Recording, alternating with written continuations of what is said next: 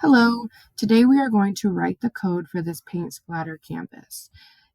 If you notice here, if we rerun the program, the paint splatters change color, they change location, and they change size.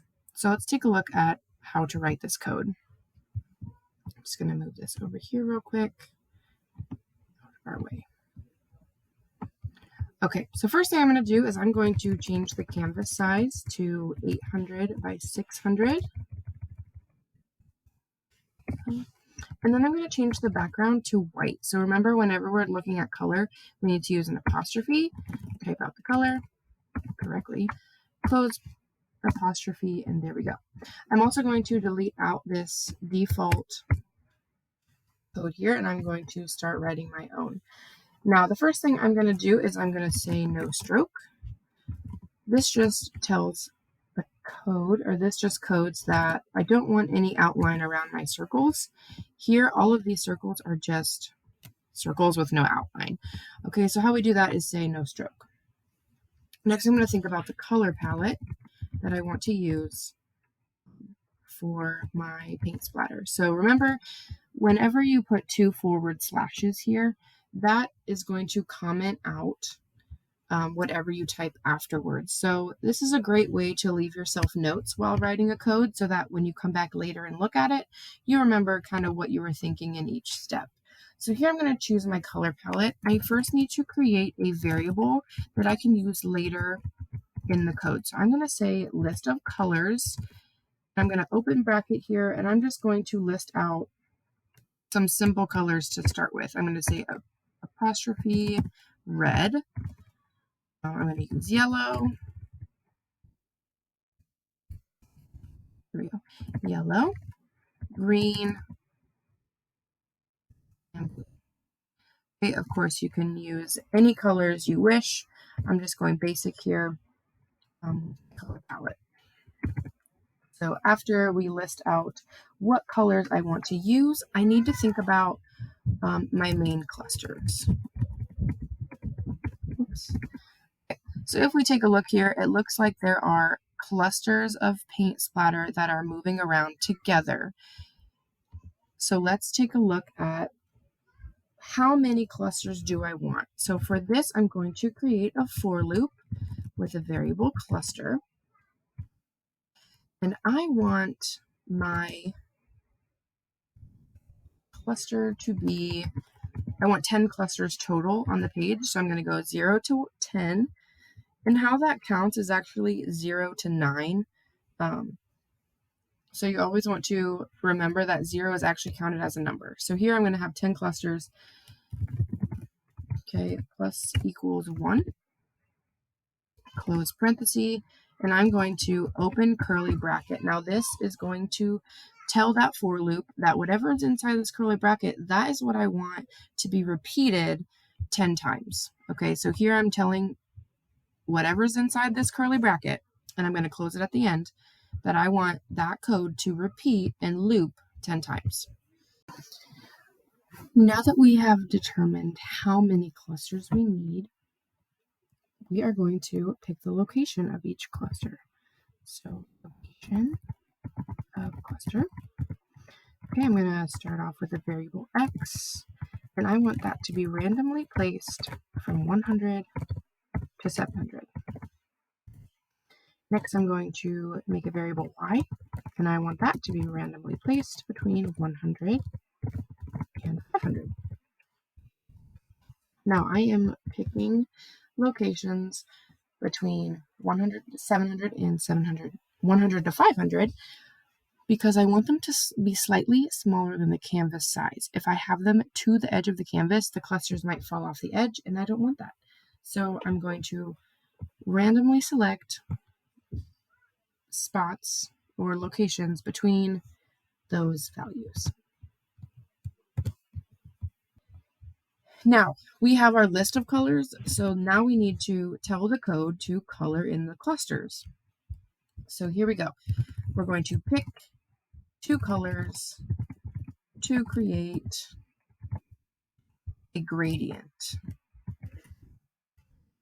Okay. Again, set up a variable so that we can later tell the code to run color 1. And we're going to randomly select, so random list of colors.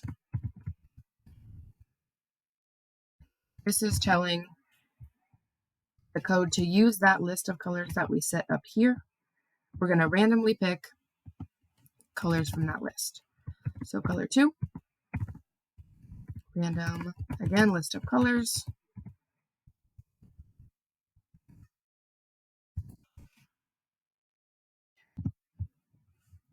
All right, now that we have our 10 clusters set up and ready to go, we now need to find, or we need to figure out how many circles we want in each cluster. So we're going to make smaller circles, randomly placed around the cluster center. Now this cluster center, again, is going to be random, right? It's going to be some x between 100 and 700 and some y between 100 and 500. So wherever that cluster center is, this next part of the code is going to create smaller circles around that cluster. So what we want to do for this is we are actually going to write another for loop with variable circle. So how many circles do we want in each cluster? Let's say 5. 1, close parenthesis, and then open curly bracket. So again, we are telling this code that anything inside these curly brackets, we want to repeat 5 times. Okay, so we want 5 circles with each cluster, but we want to now tell the code where exactly we want those circles. So variable circle x. So what is the x value of this circle? Well, we want it to be around the center, but we want it to be random. So again, we're going to code random. And so whatever x is, we want to go 50 less and 50 greater. We don't want it to travel too far. We want it to be right around it. So where does that circle y variable go? Well, same thing. We want it to be close. So we're gonna go y minus 50, y plus 50. That just ensures that our circles aren't going to travel too far away from the center of the cluster. All right, something that we need to consider with the circles in each cluster is how big do we want those circles. So again, variable, circle, let's call it circle size. They're each going to be circle size. Okay, so we want random. We want each circle to have a radius of 50. Now, next piece is what colors do we want for each circle, right? We have randomly picked from the list of colors, but now we're going to actually look at how can we make each circle a little bit different. Okay, so here if we look at each cluster here we have these different colors of circles. So let's take a look at how we can tell those circles to change color. So circle color is between the 2 randomly chosen colors from the list above. Okay, so we're going to write a new variable circle color equals, and here we are going to use lerp color. Lerp color is pretty cool because we can actually fade from one starting color to the next color. So we are going to pick the color. Okay, so our first color is going to be from color 1. This is selected here. So a randomly selected color from the list, that's where we're going to start the shading. Okay, close parenthesis. Color 2. Color 2, we're going to pick again from whatever that random color is. And then we want to randomly pick the shading. So we're just going to keep that in open parenthesis. And we are going to fill with what we just created, circle color. This is going to tell the code to, 1, randomly pick 2 colors from the list of colors we created in our color palette. And then it's going to fade from that first color to the second color at a random rate. Okay, and then here, because we created a variable circle color, that's what's going to fill the circles. So if you look here, let's take a look at this cluster down here, right?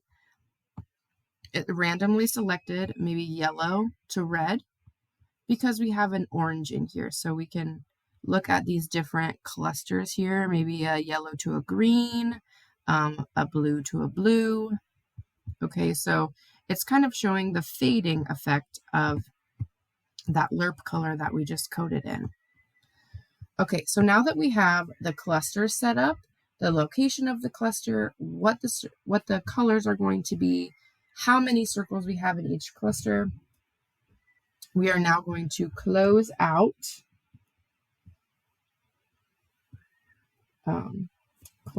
our for loop. Okay, so we're going to close that out here. Okay, now if you notice on our original picture, there are really big circles and there are really teeny tiny circles. So we are going to actually add in some even smaller circles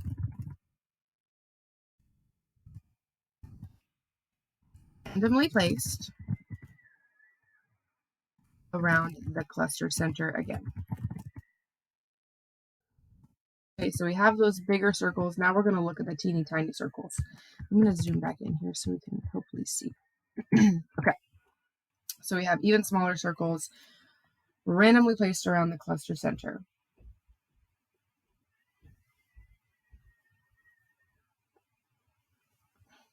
Okay, before we talk about that, we need to tell the code to make circles, right? We did not code in yet that we need circle at variable x, variable y, and size of the circle. So we do need to code that in real quick. And now we are ready to look at the even smaller circles. Sorry about that.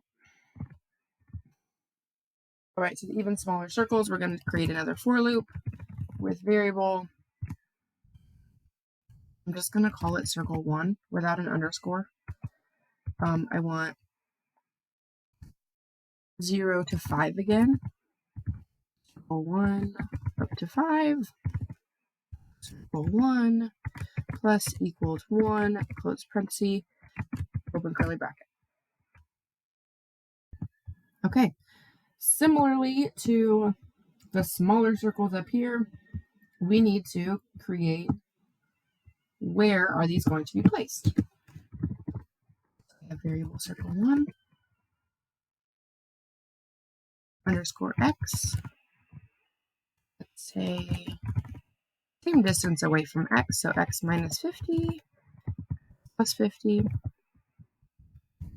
And then we want variable circle 1 underscore y to also be random, less than 50, or y minus 50, y plus 50.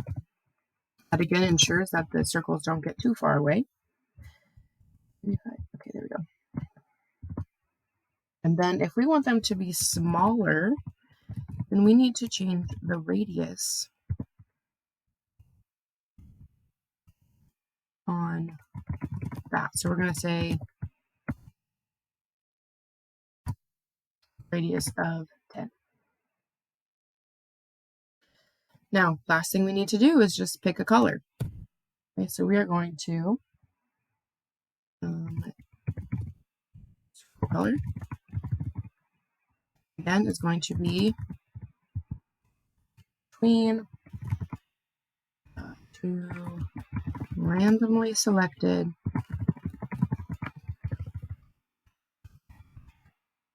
and selected colors from the list above.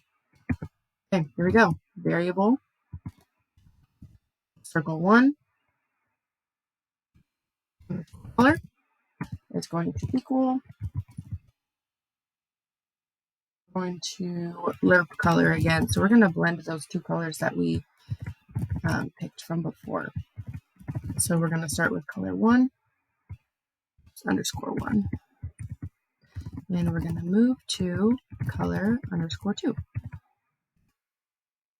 And then again, I want it to be randomly gradient. So random, open, close that, semicolon. Okay, and I want to fill with circle color.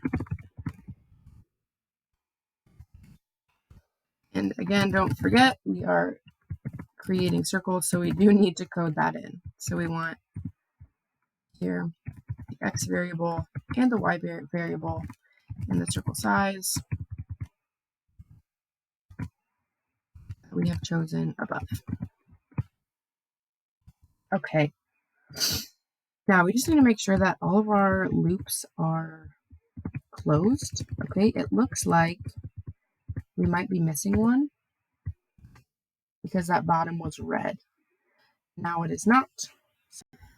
Okay, we should be good to go now. So if we go ahead and run our code, we notice that all of the circles are just piling on top of each other.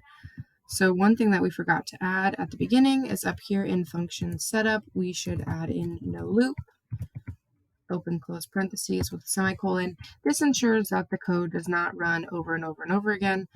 It ensures that every time we click the play button, it's going to only come up with one picture at a time. All right, there we go. There's our Splatter paint code.